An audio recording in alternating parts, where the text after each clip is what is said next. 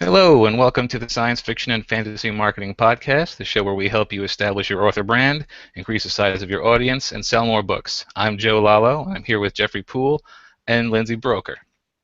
Today, our guest is Elise Kova. Did I pronounce that right? Yes, you got it. Fantastic. We're going to go through her intro and then get started as we always do. Elise Kova has always had a passion for storytelling. She wrote her first novella, a high fantasy, in sixth grade. Over the years, she's honed her love for literature with everything from fantasy to romance, science fiction to mystery, and whatever else catches her eye. Elise lives in St. Petersburg, Florida, where she's currently working on the next installment in her debut YA fantasy series, Air Awakens. She enjoys video games, anime, tabletop role-playing games, and many other forms of geekdom. So, welcome to the show, Elise. Thank you for having me. I'm really excited to be here. I love podcasting, as you guys know. Yeah, podcasts are great. They are like my 80% of my education these days.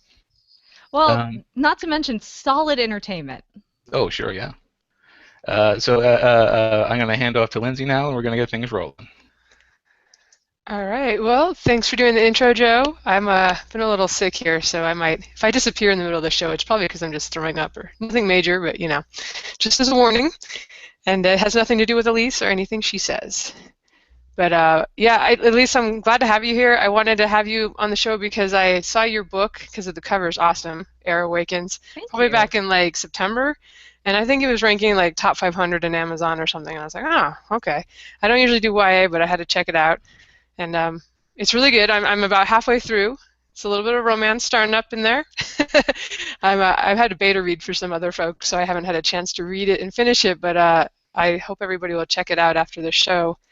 And it's 3 months later, and it's still ranking really well. So we wanted to have you on and pump you for information because a lot of our listeners, oddly, do not have 20 books out yet, and they're kind of just getting those first one or two out there and wondering how to make it happen.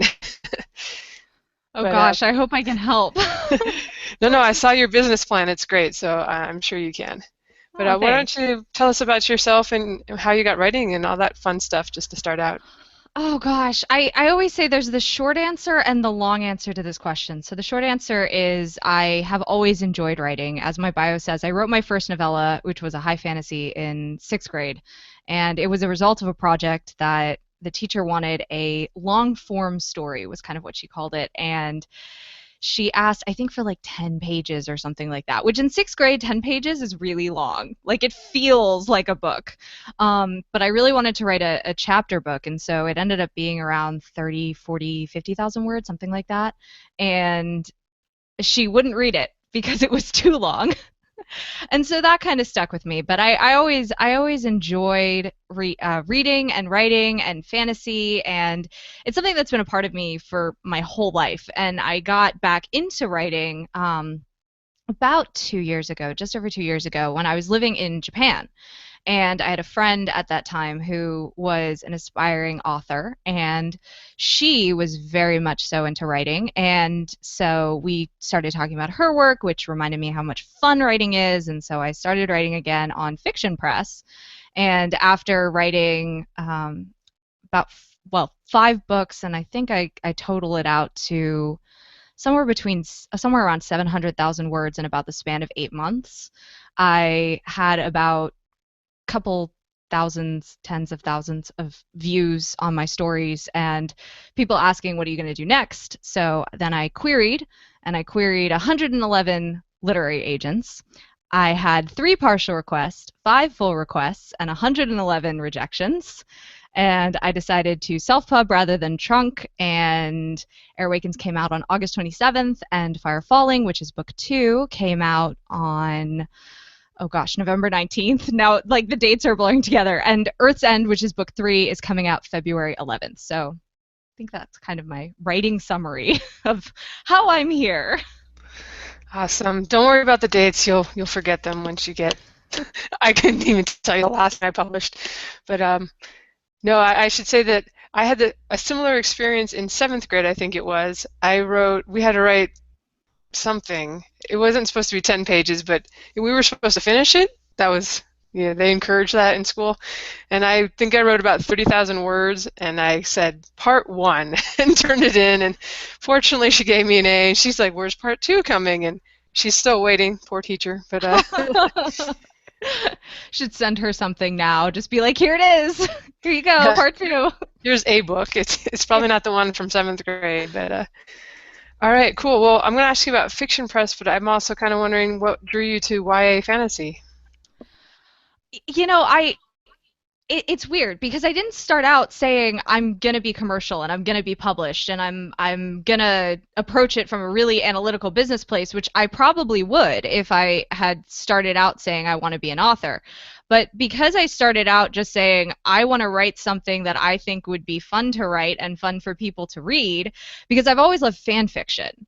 And so I was like, well, if I'm going to spend all the time writing a fan fiction, I might as well write an original fiction. But I love the atmosphere of like fanfiction.net and Archive of Our Own and things like that. And so I found Fiction Press because it was basically like those, had the same atmosphere as those websites, but for original fiction.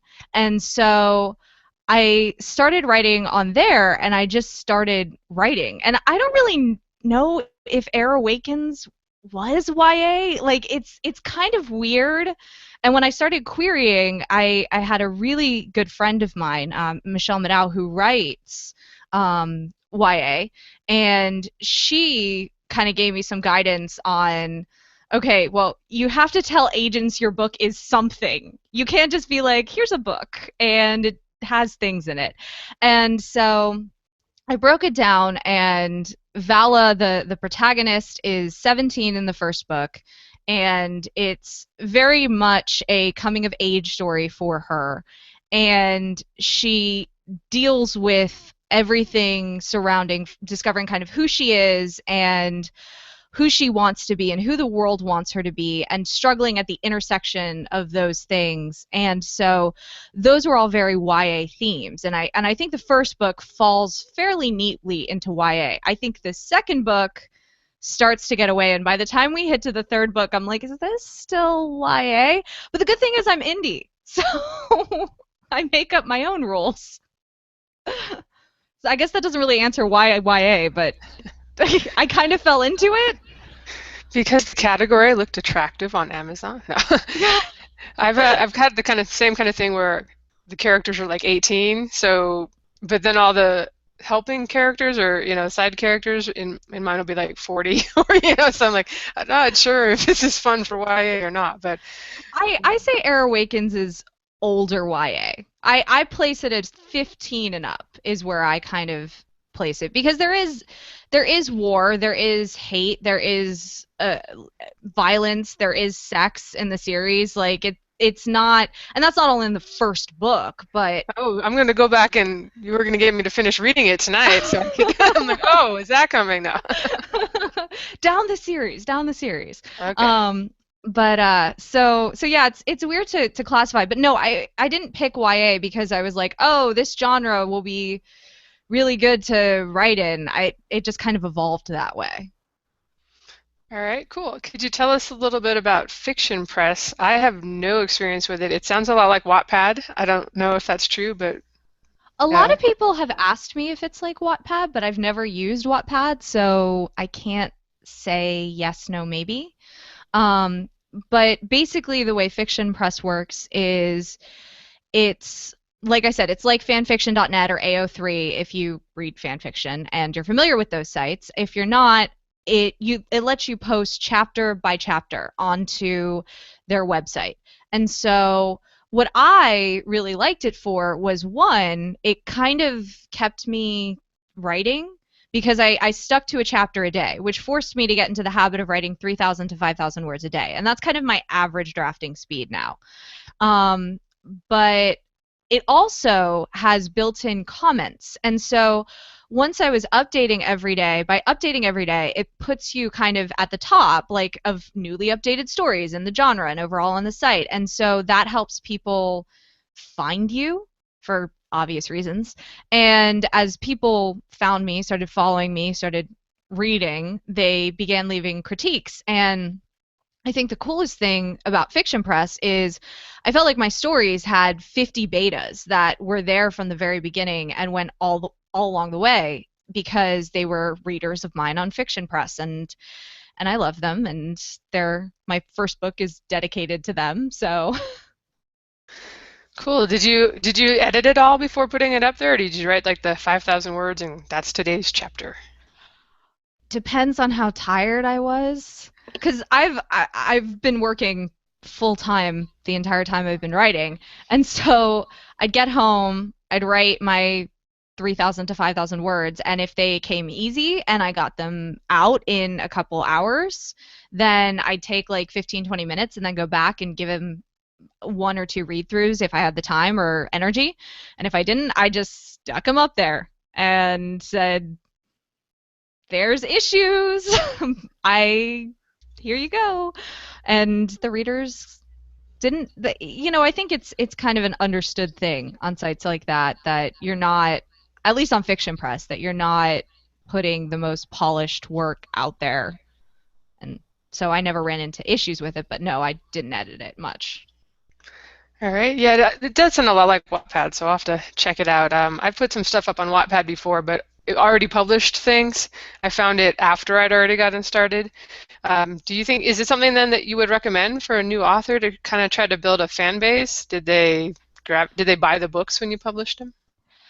I don't know about that, but I only wonder because so I didn't know what I was doing as far as publication, and so I pulled them off of Fiction Press. And when I was querying took about, I queried agents for about 6, 8 months, and so during that time, I wasn't on Fiction Press, and I didn't have. Hadn't built a very robust author platform while I was writing on Fiction Press, so I didn't have a lot of people following me. So I know of some Fiction Press readers who have found me because they've told me they found me.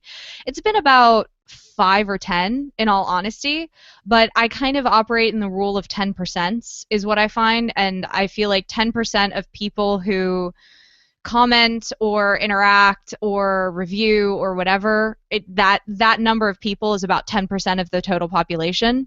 So if my random logic holds sound, then maybe I've had a hundred or a couple hundred readers come over from Fiction Press. I think it could definitely be used to build an author platform, but I think the biggest benefit for me was just having almost like crowdsourced beta readers and getting a feel for what people were thinking and what people were liking and kind of seeing the trends of readers.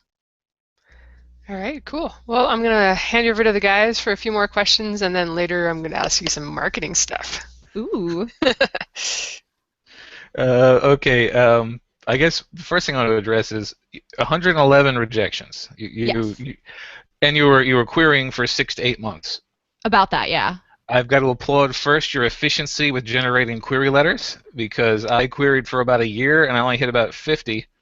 And I also want to applaud you on your capacity to absorb rejection with such. Again, I only hit about 50 before I was like, you know what? I guess I'm never going to be an author. And then it took some convincing for me to self-publish. So congratulations on all that.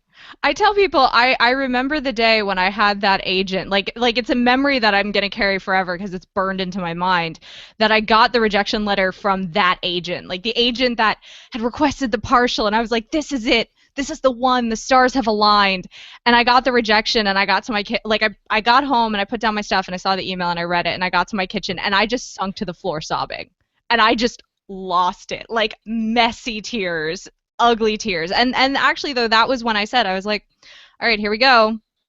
This is how many agents I'm getting to in my Excel spreadsheet, and when I hit that, I'm self-publishing. And I don't care.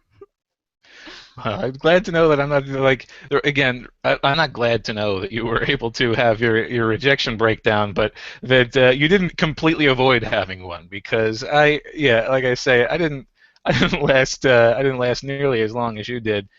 Now I should say, did every agent reply to you? Because I had a lot of no replies.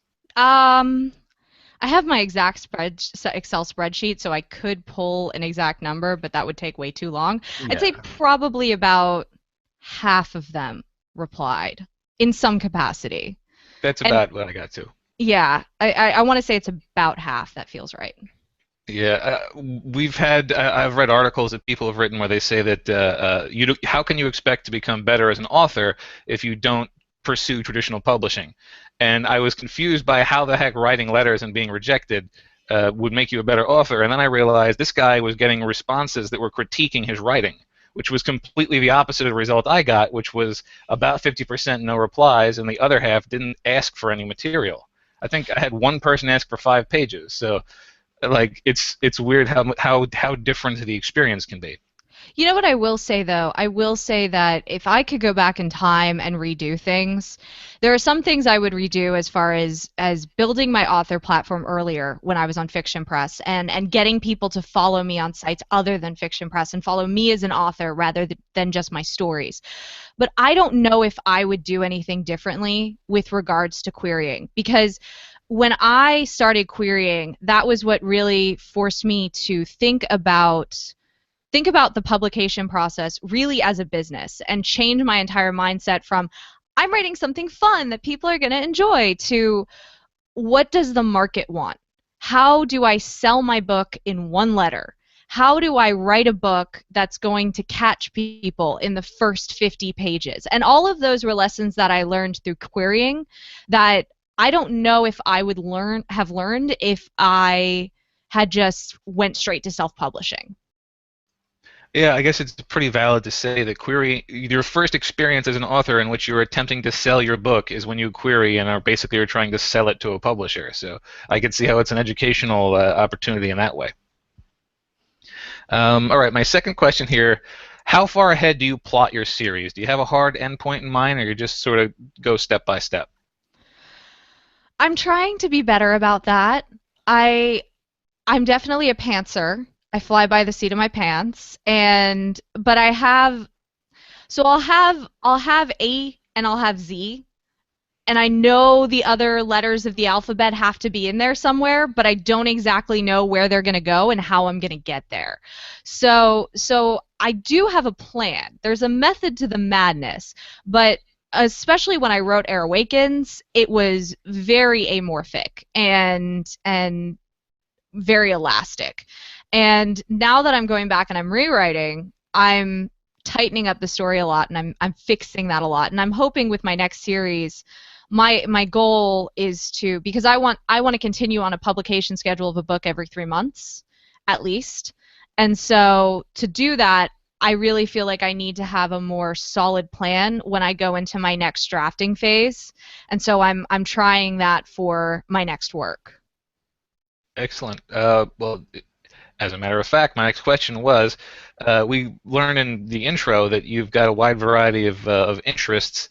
What do you think your next series will be? Are you sticking with YA fantasy, or are you going to try something new? It'll definitely be high fantasy, and I'm planning on it being YA, kind of the same awkwardly sliced demographic of older YA. I'd almost say new adult, but new adult to me has the connotation of steamy romance on every couple pages, and it's not really what it's going to be.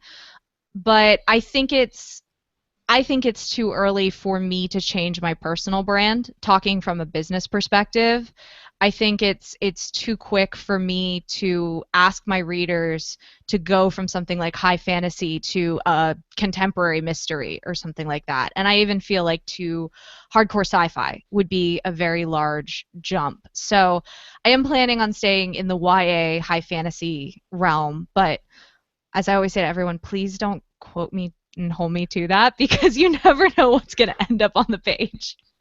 Yeah, yeah. It's funny because at least you've been thinking this through. Your experience and mine with writing has been very similar, except mine involved a lot less thinking. Like I didn't think, oh, maybe I should stick with the one genre until people know me for it. I was more like, well, people aren't buying fantasy. Maybe they'll buy sci-fi. Well, yeah, that concludes my questions. I'm going to hand you off to Jeff now. I love that. That was pretty good. All right. So obviously, Elise, you're writing in the YA fantasy there, and you've obviously read a lot of the YA fantasy type books there. My question for you would be: Is do you think there's certain expectations that readers have when it comes to reading a YA fantasy? Because I know they definitely have them for like romance and sci-fi and action and whatnot. Based on that, what would you say would be some things to avoid doing? Oh, I hate this question. I'm so sorry. Um, and here's why. Here's why I hate this question. Because I hate anything that implies of there's a secret sauce. And if you write with this thing in your book, you are going to be successful. Because no matter what you write, someone is going to hate you. Repeat it in your head, say it as a mantra. No matter what you write and put out there, someone is going to hate it. Someone is Okay. going to love it. And so I feel like it's one of those things where I've seen people I've seen people say Air Awakens has a love triangle, and they hate it for the love triangle. They just can't stand it for the love triangle. And I've seen other people say that their favorite thing about Air Awakens is that there isn't a love triangle. Quite literally, I have seen reviews of this side by side, two different people saying it. And so I would say stay away from the tropes of love triangles and of I don't know, of bad boys or whatever else, whatever other YA trope, special snowflakes, whatever is the flavor of the week for YA tropes that people feel like they're tired of. And I don't mean to downplay what people's opinions are, but more just say you should write a book for yourself and not for you should write the best story that you can write. And if there is a love triangle in that story, then make it the best love triangle that you have ever read. And worry don't worry about, oh, I can't have a love triangle because everyone will hate it. Someone will hate it. Oh, yes, they will. But someone's going to love it. So I don't think that was a good answer, but That's okay. I like the analogy there to what you said. Like, you'll have a review that says specifically one thing. Like in my case, I write lighthearted fantasy adventure, and I had one review said in one book I use too much swearing, and another review almost like a day or so after, same book says it's too goody two shoes for me. I don't care for it. I'm like, well, yeah, okay, you can't have both at the same time here. That just doesn't work that way. But and oh, and that's the beautiful and frustrating thing about books is that no two people read the same book or go on a journey with the same character. So yeah, and no matter how well you present to the people, don't like it. Like, do you give yourself deadline here? Because it sounds like I heard you say you're trying to shoot for each title. Did I lose you? You're fading out on us, Jeff. Your oh, camera went away and you're kind of in and out a little bit. Hold on. There we go. So Sareem is the love triangle? I didn't know, I wasn't seeing that. we'll see. And I've actually had people say it's a love rectangle between Vala, the two princes, and Sareem. And so, meanwhile, I'm sitting here and I'm like, she likes one person and they like her back. I'm not. Yes, Sareem likes her, but Yeah, I didn't see him as real competition, but I'm only halfway, so I won't spoil it for anyone. I can't spoil it for anyone at this point. All I right. can spoil everything. Ha ha ha. No. All right. Jeff popped out to see if he can fix his connection, so I'm just gonna. Well, wait, he's coming back. Are you there, Jeff? I'm here. All right. We discussed Ignorant. love Ignorant. triangles while you were gone, so Or love Ah, rectangles. love rectangles. it's a Nice. YA thing. But no, at least I was just asking there. Do you actually give yourself deadlines? Because I heard you mention something about you're looking for or shooting for like a 3 month time frame for each title you release. Yes, I Now, have deadlines. I have a calendar. I've planned my calendar out a year to 2 years in advance. I have release dates for all the books when I want to release them. I have when I plan on doing different marketing things for them in advance. I have deadlines of when I need to get it to my editor for the first round, when I need to get it to my cover artist so she can read it, because I have the most awesome cover artist in the world, Marisola Chan. I love her. And she actually reads through all the books before doing the illustrations for the cover art. And so, and that's her choice, not mine. Well, I mean, I'm all about it, but I don't want anyone to think that I'm saying you must read the entire book. So I have all those dates in a calendar, and I've pushed them around like Play-Doh, but I still try to stick to them as much as I possibly can and as close as I can. Oh, right. Okay. Now, which leads to the inevitable question: do you ever have writer's block? And if so, what do you usually do to resolve it? Probably the closest thing to writer's block was in rewriting the series and in adjusting the story, I changed a number of things in the first book, which led to bigger changes in the second book, which led to the ending of the third book being completely different from my original draft, like completely new. Instead of A happening, B happened type of different. And so that meant about the first 30,000 words or so of book 4 had to be completely rewritten. And the rest of book 4 had serious rewrites, but the first 3,000 words were like from scratch rewritten. And there was a point in doing this where I literally thought that I could smash my face against the keyboard and be more successful in writing something I liked than trying to sit there and type it out, because it just wasn't happening.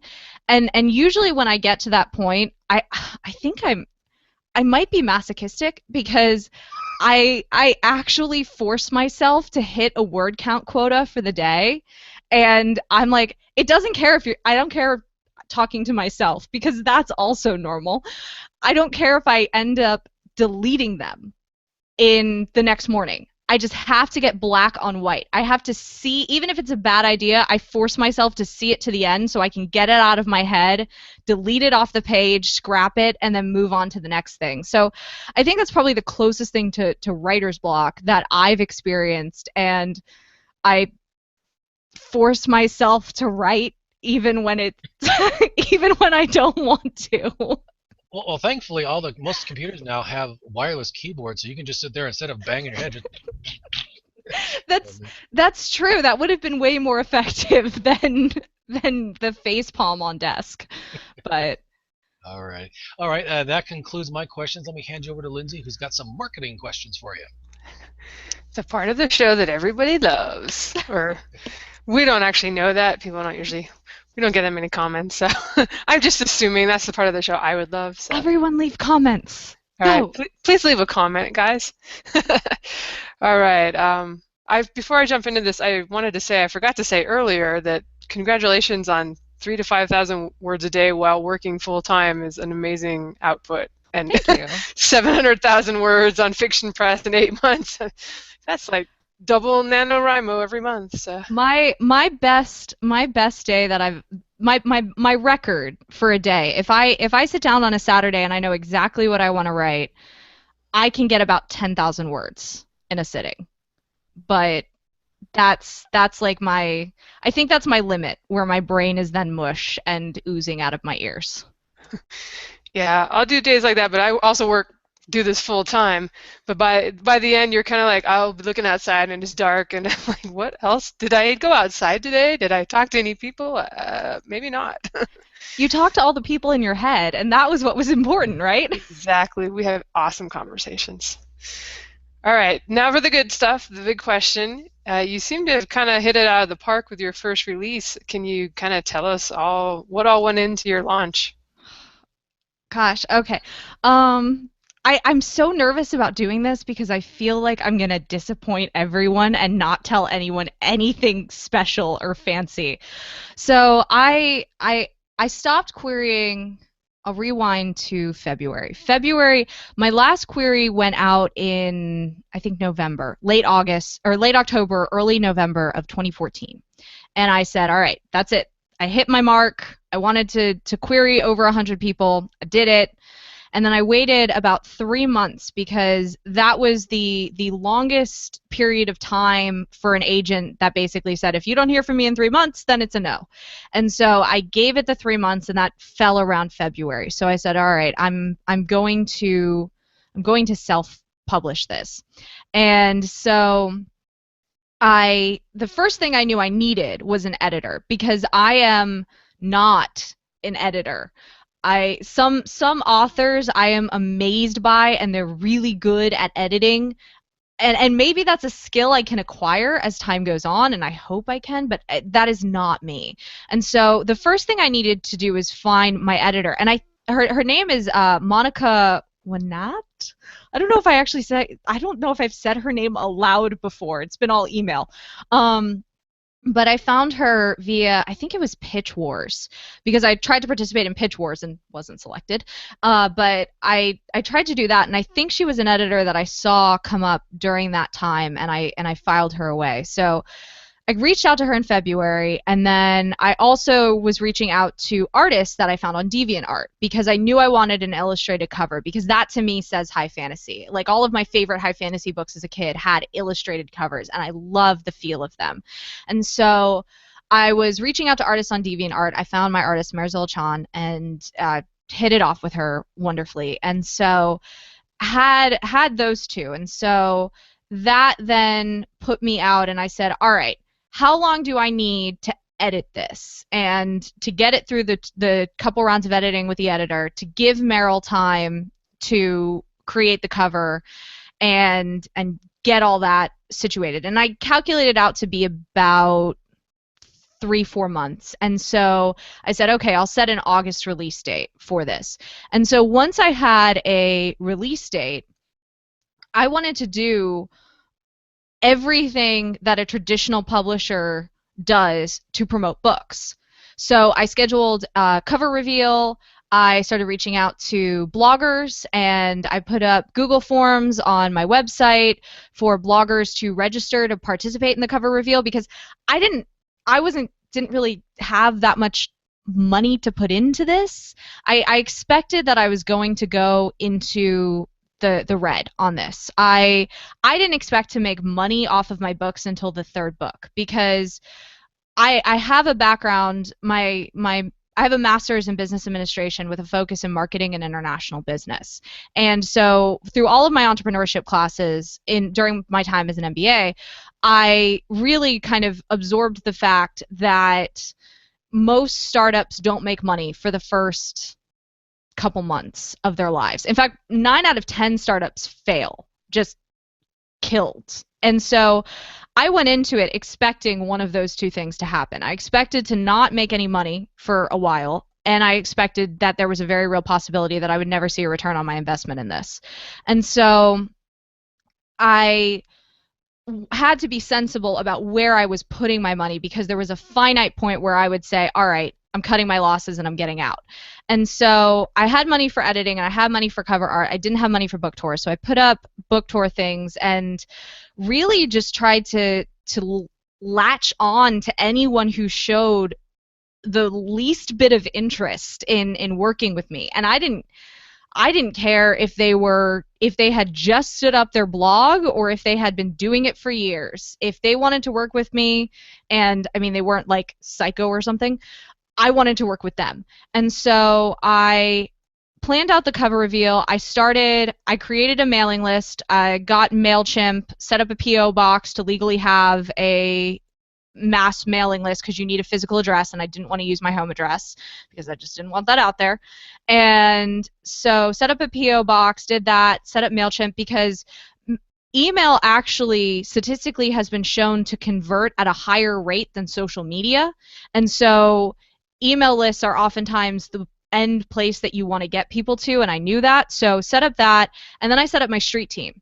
And I think the street team probably was one of the best decisions, because once I got a couple people who were interested, it was kind of that, okay, I got 3 people who were interested, and if they each told one of their friends, and they each told one of their friends, and kind of grew that way. So had the cover reveal, not that much traction before the cover reveal. But when the cover came out, a lot of people started to show interest in it because the covers are fabulous. I'm not trying to fluff my own pillow here.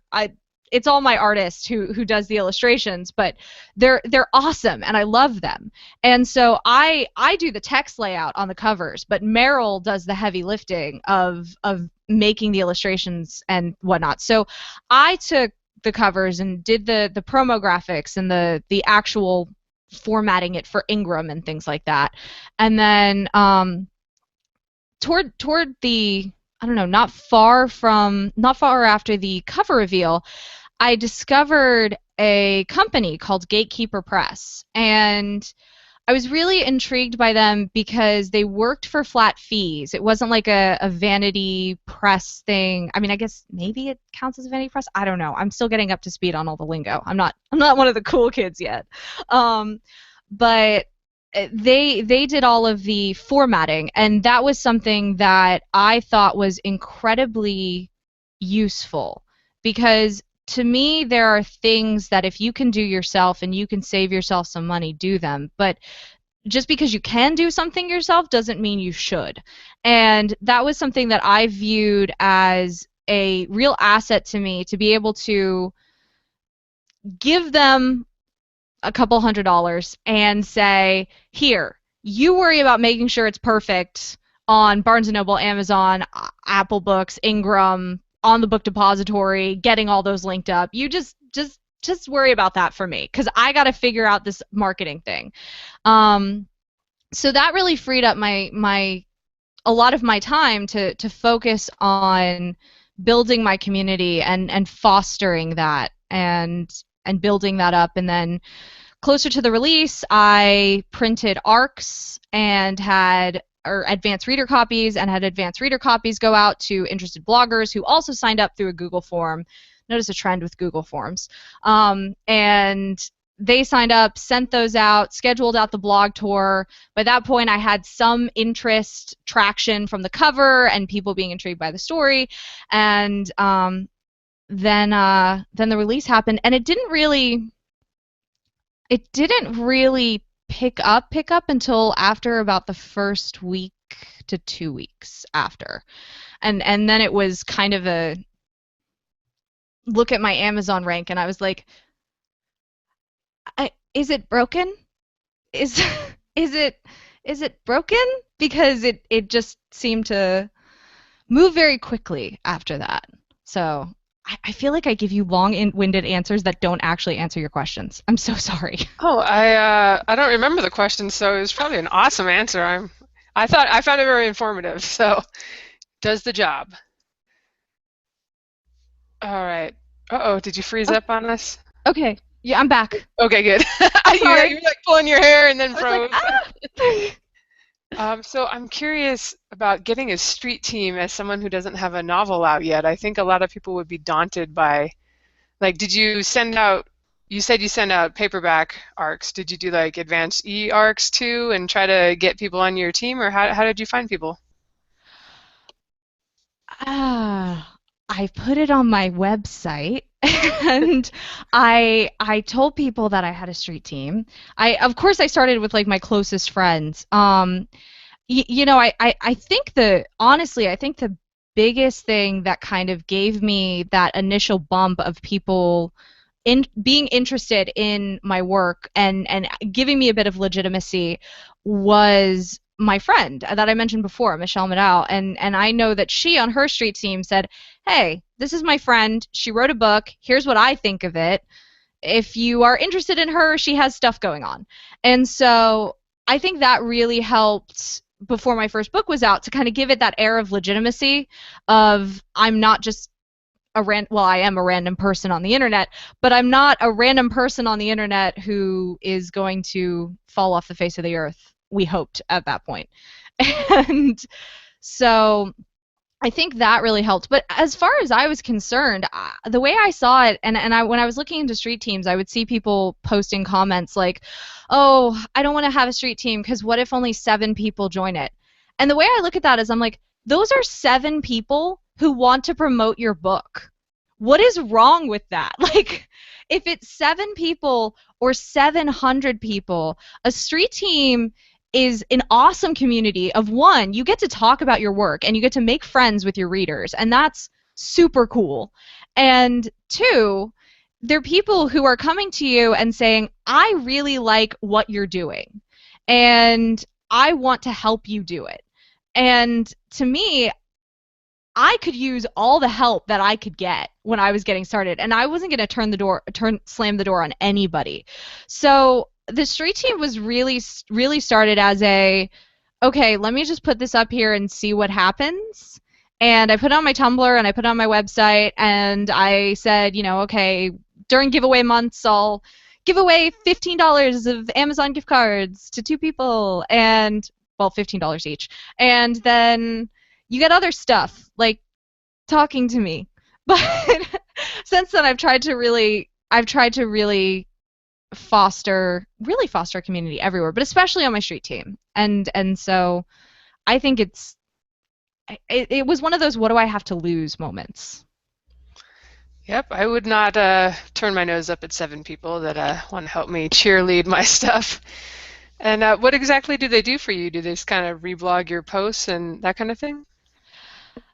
A street team is weird. I don't know how, I can't comment on how other authors run it, but I feel weird going into it in a situation and having any kind of relationship that's like, ha ha ha, you joined my street team, now I own you and your social channels. And I really wanted it to just be, I mean, Air Awakens was a story that I wrote because I wanted to have fun. And then I published it because I had people who liked it enough to say, you should maybe publish this. And to me, it sounds really corny to say, but I really just wanted some people to talk to about it, because I thought like my 50 friends would download the book and maybe 50 more random people, and that would be it. And so for my street team, I try to give as much to them as they give to me. So I try to engage with them. I try to have giveaways that are just for them. I try to always make myself available to them. When I have bookmarks or other swag, I'll kind of give them first dibs on it, where when I have new bookmarks for every book, I ask my street team members, I'm like, okay, how many do you want? How many bookmarks do you want? And I will mail them to you. And so I try to do stuff like that to really show them that they are valuable to me. And as far as the in return of what they do for me, I really just post things there. And I'm like, hey, this is going on.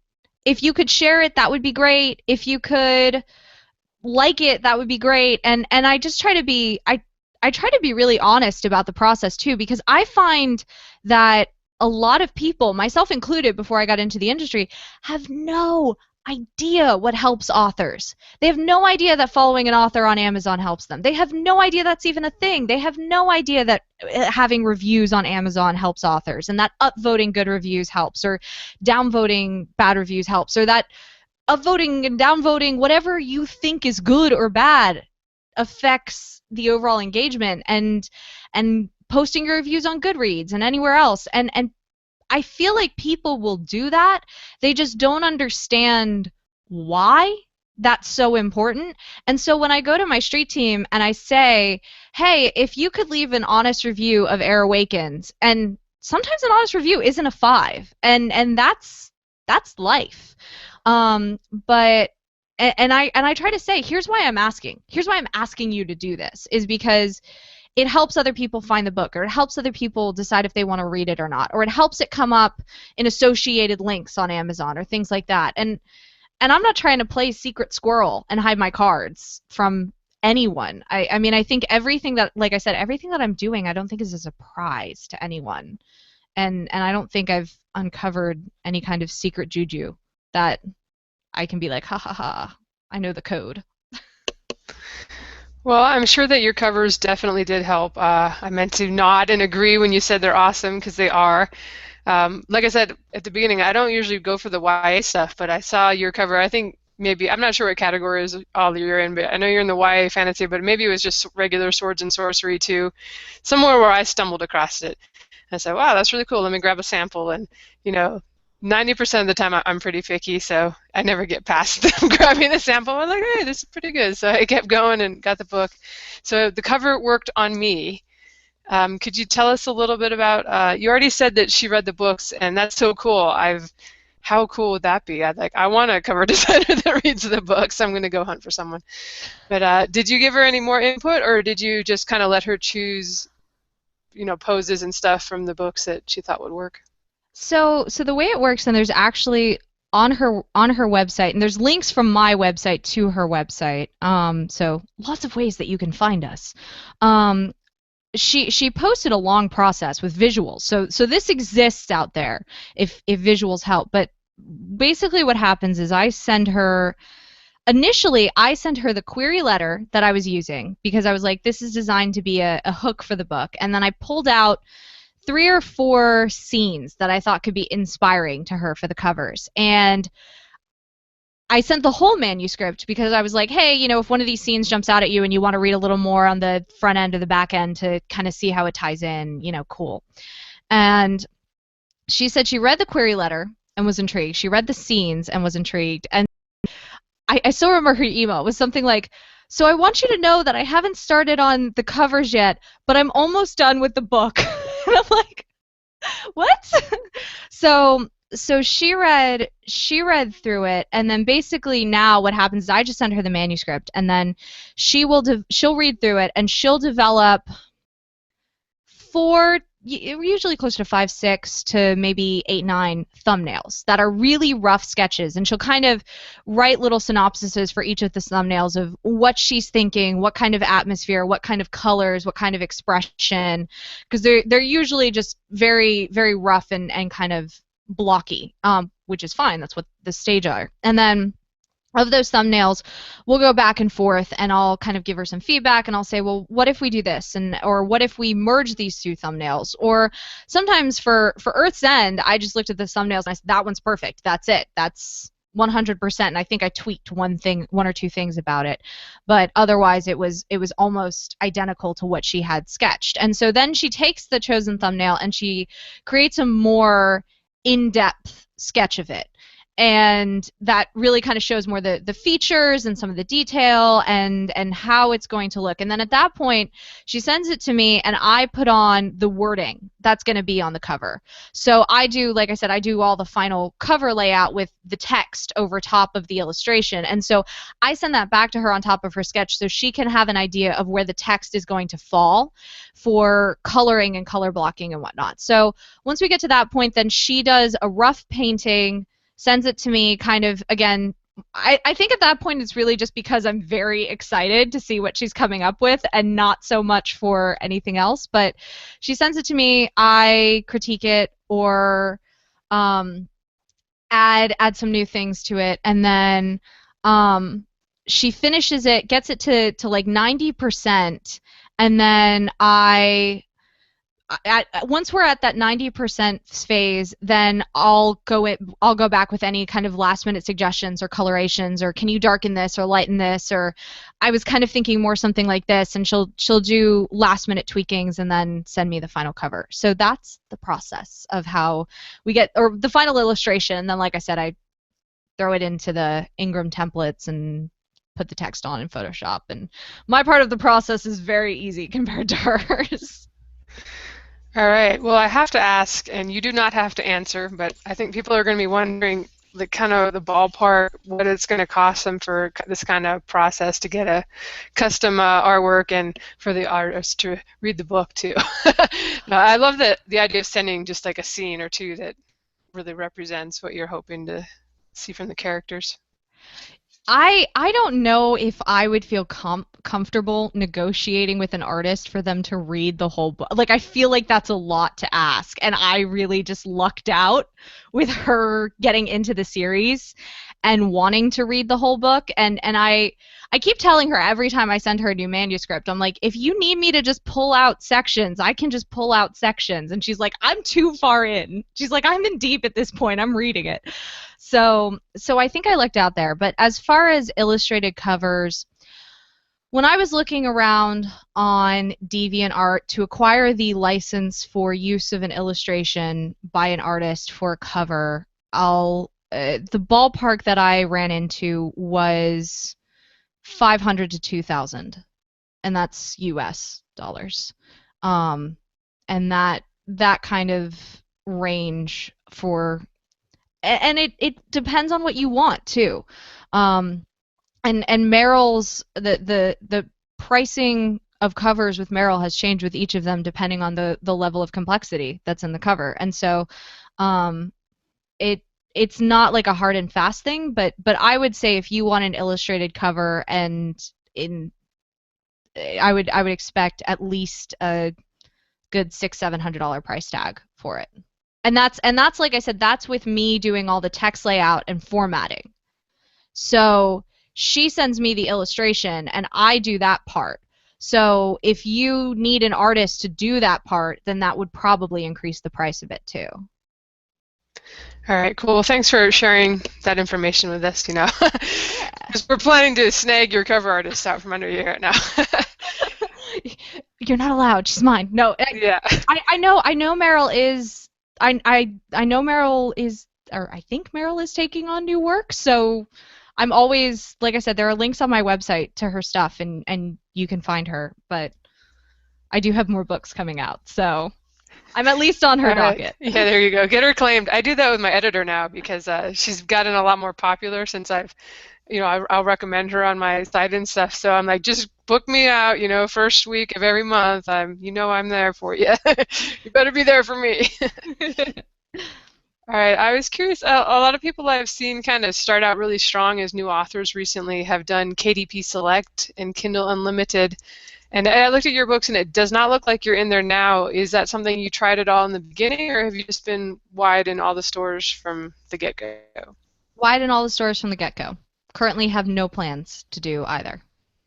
All right. Well, that's really, really reassuring, actually, because it seems like lately the deck is stacked against you a little bit if you don't do that on Amazon. So it's really cool that you've been able to kind of catch the algorithms and stay up there and do well without being in KU. So excellent. All right. Last question from me. How did you decide on your price point for just starting out with a new series? So I did, I think, what any kind of good business person would do, and I did a bunch of market research, and I looked at where other things were being priced, and I saw the average, I think, kind of debut YA ebook from TradPub was going for about $9.99, which, by the way, I think is crazy. I'm just gonna be real for a second and say I think it's absolutely insane. But they probably have business models that I don't know about, and I'm just gonna leave that.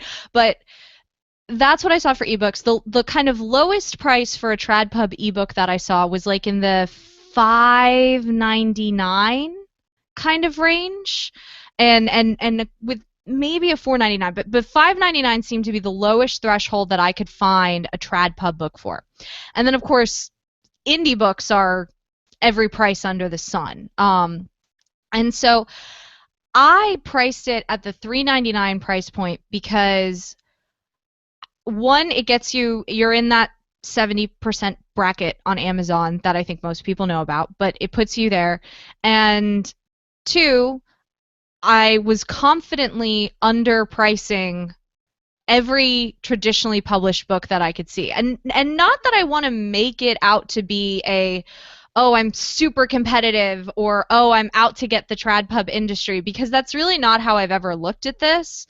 But by virtue of a market, if two people are presented with what they perceive to be two comparable products, all other things equal, they're going to pick the one that's the lower price. And so I wanted to confidently say that I was underpriced for most, if not all, of the TradPub books, but I didn't want to price it too low.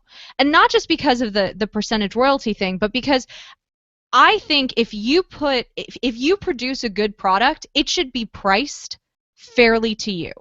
And in my mind, I think when I see, and this is maybe it's just a personal thing, but I've talked to some people and I've heard it resonate with them.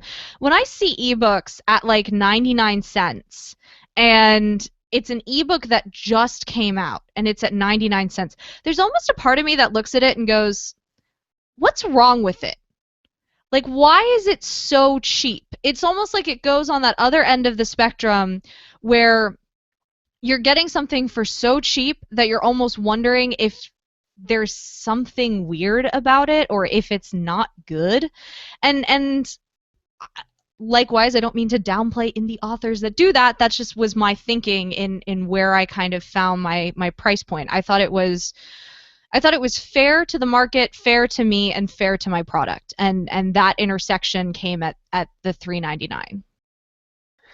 All right, cool. Well, I think people will also be encouraged to know that you can do well out there without having to launch your first book at 99 cents, because that's a strategy that some people use, and it can get you a lot of downloads, but it's encouraging to know that you can actually make money on your first book, contrary to sometimes popular belief.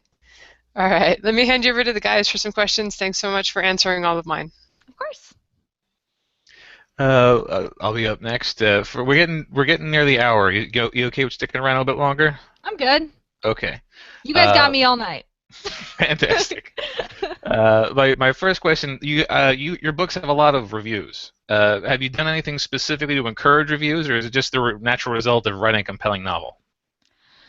Well, I'm pretty cool, and my novel is amazing. No, of course you have to put out something good that is worth people reviewing. Of course, if you sell a bunch of books, again, that 10% factor of again, in my experience, and I say my experience, and that comes a lot from podcasting and the podcasting I do on the side. I feel like I've kind of seen 10% of our what data says is our listenership leave reviews, and so I don't have anything to say that holds true, but I have to feel like it's something like that. And then the other thing that I will do is, like I said, I'll ask my street team. And I'll also ask, like, if I get to talking with somebody on Twitter, or they message me on Goodreads, or they send me fan mail on my website, I'll send them an email back and I'll thank them for it. And oftentimes I will say, like, hey, if you have time, if you have an Amazon account, if you are interested, reviews really help other people figure out if they want to read this book or not. Good, bad, otherwise. Leave if you have 5 minutes, leave your honest thoughts. It's going to help me out. It's going to help everybody out, and I appreciate it. And I don't follow up. I don't hound them. I don't bribe them. I don't tell them, oh, if you are going to give me 5 stars, give me a review, because that's not good. I mean, of course, most of the time the people that I say that to are people who enjoy the book, because I'm also just not going to go out and say, hey, you gave my book a 1 star on Goodreads. Would you like to review it on Amazon? Because I really could use a couple more of those. But I don't, by that same idea, I also don't go out and say to every person, hey, you gave it a 5 star on Goodreads. Would you like to go review it on Amazon? It's really just people who I feel like I'm developing kind of a personal relationship with, and it gets to that point where I feel comfortable asking and just saying, hey, do you mind doing this? It's good to know. It's funny, the phrase "honest review" and asking for an honest review. It's important when you offer up review copies to people that you use the phrase "honest review," because you don't want them to think that you're bribing them into giving you a 5 star. But it's also funny, as a result, how many of the resulting reviews begin with the sentence, "I was asked to give an honest review," which, if you see it 4 reviews in a row, it's just like, it starts to feel a little strange when you, the prospective buyer, are looking at the list of reviews. Well, I will say, so the reason why you see that is because I think legally, or I don't know, just I think it is a legal thing though. If you send a copy of a book to someone for reviewing, they are supposed to disclose that they received a copy of a book in exchange for an honest review. Now, if someone just downloads your book and reads it and likes it and sends you an email and says, "Hey, I downloaded your book and read it and like it," they don't have to necessarily say, "I was asked to leave an honest review," because that's just they found the book organically and they just did that of their own accord. Even if you kind of said, "Hey, this would help," it's still of their own accord to go do it. But if you send a book to somebody and say, "Here's a book, I'm giving this to you to review it," I think legally reviewers are supposed to say, "I received this copy in exchange for a fair, unbiased, honest, whatever review." And they're supposed to disclaim that on their reviews. Well, it's good to know that my fans are following the rules.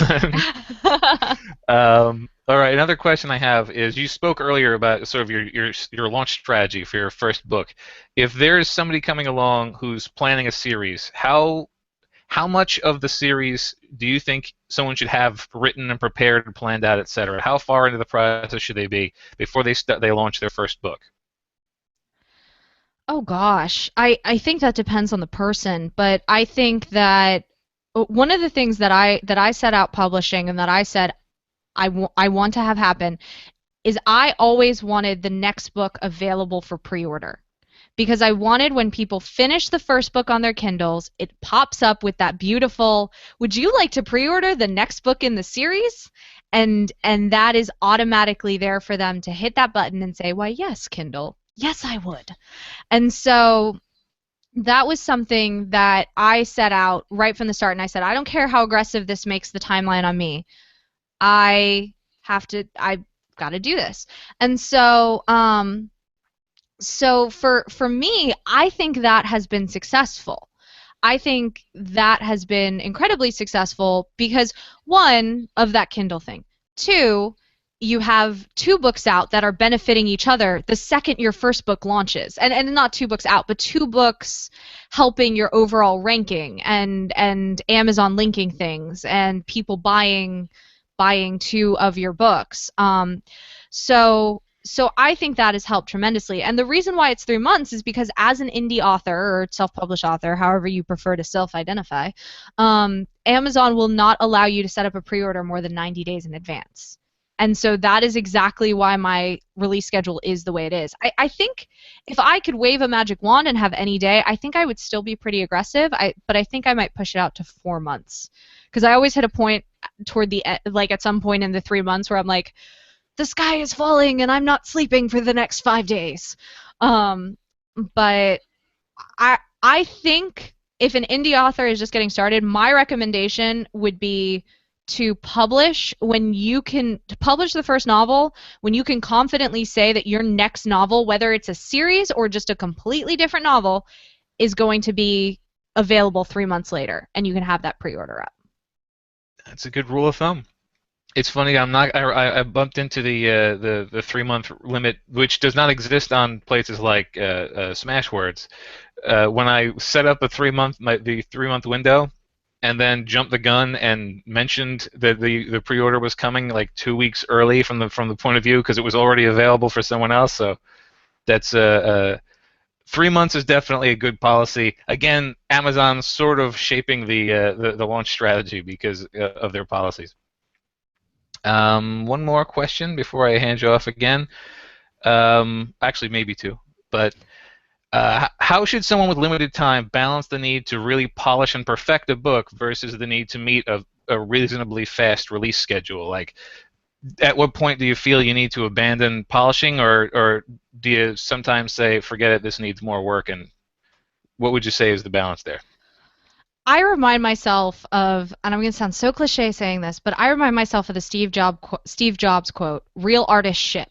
And there has to be a point where you say, this has issues and I have to get it out because it is always going to have issues. I already look back at my first book and go, oh God, why did I do that?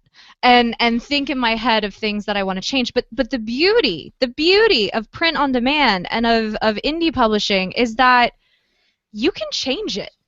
you can just go in and re-upload a new file and change it.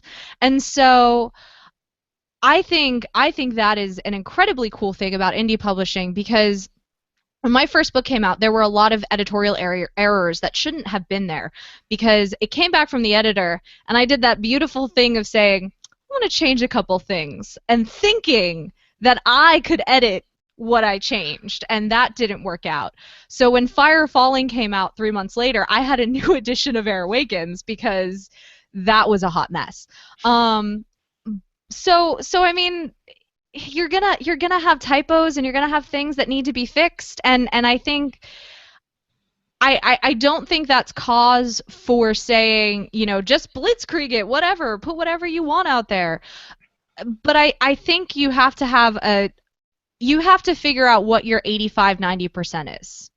And I think when you figure that out and you hit that point, that's when you say, this is good enough. And that sounds bad, because it's almost like we want that glorious moment of like, here's a perfect product that I'm putting out there.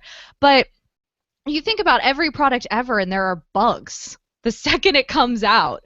And so it's just kind of the natural place of things. So I would say, figure out your process. It will change, and have a professional editor if you're not one, and work it through that process, and then just accept the fact that there's going to be a scene that you don't know why you left in there. There's going to be something that reviewers are going to be like, this is really dumb, and you're like, yeah, that is kind of dumb.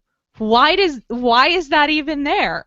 And the beauty of it is that you can just go back and fix it later. Yeah, that's one thing that that indie publishers have all over traditional, is the capacity, flexibility in every possible form. And I'm glad that you err on the favor of getting it done, because I know a lot of people who trend toward perfection, and perfection in my observation has always been a recipe for never finishing. Yeah. And that's kind of what I tried to work through my head when I was working on my process, was getting comfortable with imperfection. Yep, I became comfortable with imperfection a long time ago. Okay, that concludes my questions. We're going to hand you off to Jeff now for the last set. Alrighty. I usually like asking a lot of our guests, if you could go back in time to ask, give yourself a little piece of advice, what would it be?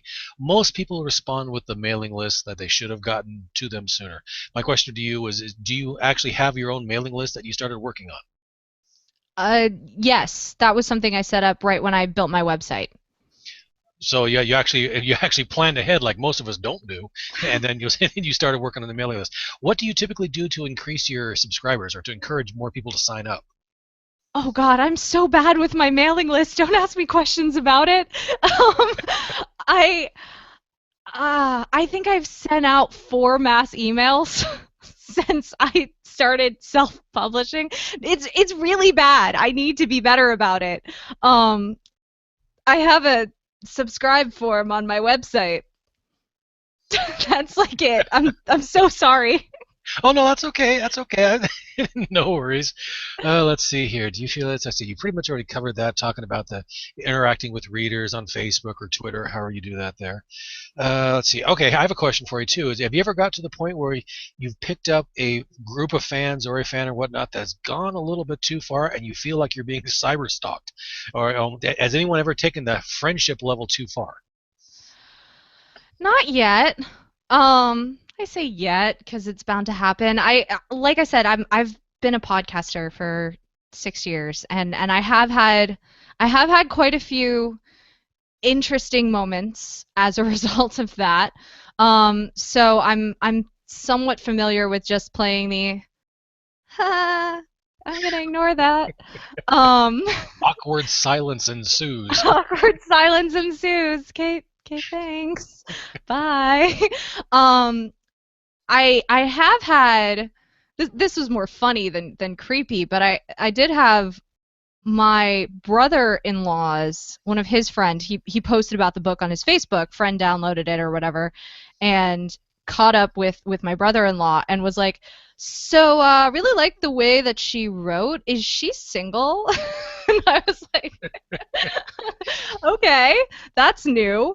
Um, no, so far, probably the hardest thing for me so far with fans has been when I have a reader or a blogger or someone who begs me for a book, and it just I just feel sad because I know oftentimes that they're asking because they probably really can't afford it. And I really wish I could send them a book, but I can't get in the habit of sending books to everyone who sends me a very beautiful, loving, sad email asking me to send them a copy of a book. And so that's probably the hardest thing that I've had to deal with so far with readers. And not by fault of the reader, but just by fault of the I feel bad. I wish I could be like, "Yes, everyone have copies." But I It's expensive to buy them and expensive to ship them. that that good sir is the problem. Yeah, I get fans all the time that say like, yeah, I'd love to give you an actual honest review. I just don't have a Kindle. I mean, would you be willing to send me a physical copy? I'm like, I will send you a coupon code, but that's about as far as it's gonna go. I'm not sending you an actual physical book there. But okay, my last question, my last personal question. I have another one after from a reader or from a listener is since you're interested in so many different genres, I have to ask: are there any favorites? And conversely, are there any of those out there that you feel would be difficult to break into if you want to try something new? I like I assume you mean writing and not just Yes, reading. writing. Yeah. Okay. I think the logical steps for me, I think going into sci-fi wouldn't be hard because sci-fi and fantasy get lumped together in people's minds, even though I don't actually think they're that similar personally, but I think that wouldn't be hard to go into. Probably probably the hardest thing that I would have trouble with is writing in contemporary for me personally, just because I think on a business level it would be so opposite ends of the spectrum. I mean, we have magical creatures to high school, um, or college or whatever, and then on a personal level, yeah, I my brain doesn't. I'd be writing it and I'd be like, so when are they going to get taken away to Narnia or something? Like that's what I read books and I wait for. And so I think it would be very hard for me to write a pure contemporary. And I've dabbled with ideas as kind of writing exercises, but they've never made it more than that dreaded 30,000 words slump that I get a bunch of manuscripts. I have like 10 manuscripts on my desktop at between 30 and 50,000 words that are just trapped in editing. All right, and finally, I have a question that one of our listeners actually wrote in just for this particular episode here. They're saying, like, oh, okay, let me find it here. This is from an Edward Giordano. I hope I'm pronouncing his name right. From Twitter, he mentioned that he can see that you have hardcovers. And I quote, "How did she pull that rabbit out of the hat? Tell me more." End quote. So you grab by the ears and you get a really you gotta get a really firm grip, and then you hold the hat and you just pull. No, that was one of the things that sold me on Gatekeeper Press is when I was talking about working with them and talking about what they could do for me. I was like, look, I write high fantasy. And one of the things that I think high fantasy people love when they really love a book series is hardcovers. And I'm like, can you get me a hardcover?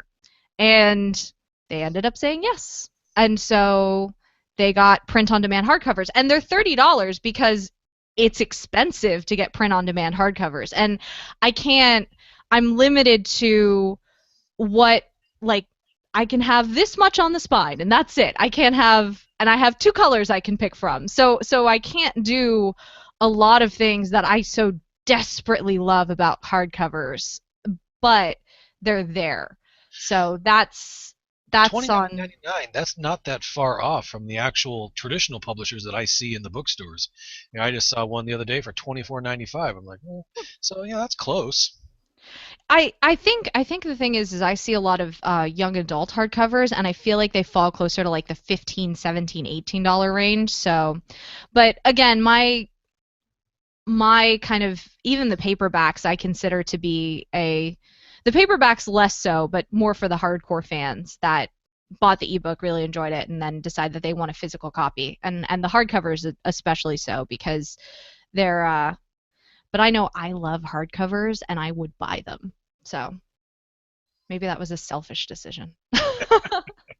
And what was the name of the company that you went through, that hardcover print on demand? Gatekeeper Press is the name of the company, and what they do is they're a distribution company basically.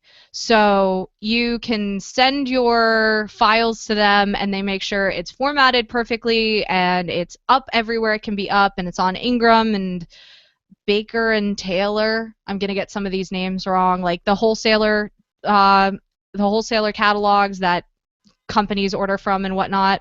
And so there's a car honking outside. Can you hear that? I'm so sorry. I'm making editing for you. Okay, just kidding. Well, I can't hear anything there. Okay, just kidding. But so yes, so that was how the hardcovers came to be, as a product of working with them, because I was like, I want hardcovers, and you don't know what you can get until you ask. Well, that's definitely good to know, because I've had several requests for hardcovers. I'm like, I don't really see that as an option on CreateSpace. I know you can still do it out there somewhere, but I've never really looked into it, so I'll have to check those guys out. But, alrighty, well, let me hand you back to Joe so we can wrap things up. Yep. Yeah, so first of all, thanks for coming on the show and for the excellent answers you provided. My rambling, long, I don't know if I answered your question answers, but you're welcome. Still valuable, I assure you. Oh, thank you. So in closing, just a few questions we usually ask toward the end here. First off, what's next? Do you have any news you want to share? So Earth's End Book 3 is coming out on February 11th, and probably the biggest news that I have to share of all of this, and I guess it could be filed under the why you should listen to me category, is because I've put my money and my time where my mouth is, and I'm going full-time writing. So Congratulations. took me all of 5 months to decide I'm done with this and move from corporate America to full-time author, and we'll see what happens. It could be a failed experiment. You never know. Well, you're off to a great start so far. It took me 3 years to make the decision. So, do you have any advice you'd like to share for other authors that you haven't already said, I suppose? I would say, okay, don't give up. You can do it. All of the normal things, yes. But we're going to put those aside, and I'm going to give you kind of something that I think maybe could be real advice. You get one debut as an author under your name or your pen name, unless you want to reinvent under another pen name, which many people do. But you get one debut, and you have one opportunity to make that everything that you can make it. And so whether that's indie, whether that's traditional, whether that's whatever you want it to be, put your best foot forward. Consider it to be like the ultimate job interview. And you don't want to just put something up on Amazon. You don't want to publish and pray, basically, is what I'm saying. Create a good product. Craft it well. Have people read it. Have people read it who are not your family and friends and who are not going to tell you that no matter what is between the covers is good. Have people read it who owe you nothing, who can look you in the eye and say, that chapter was awful. And I could probably think of a number of other words for awful that I'm not going to say. But find people like that to read it. Create a marketing plan for yourself. Even if you've never made a marketing plan, Google what is part of a marketing plan and try to figure that out. Try to structure yourself. And so I think my best advice is try to stick the landing on your debut, because and I know it could be looked at, oh, that's easy to say because you did it. Maybe do I count? I count for that, right? Sorry, I have like imposter syndrome sometimes. But try to stick the landing on your review, because that's going to color what people think of you no matter when you release your next work.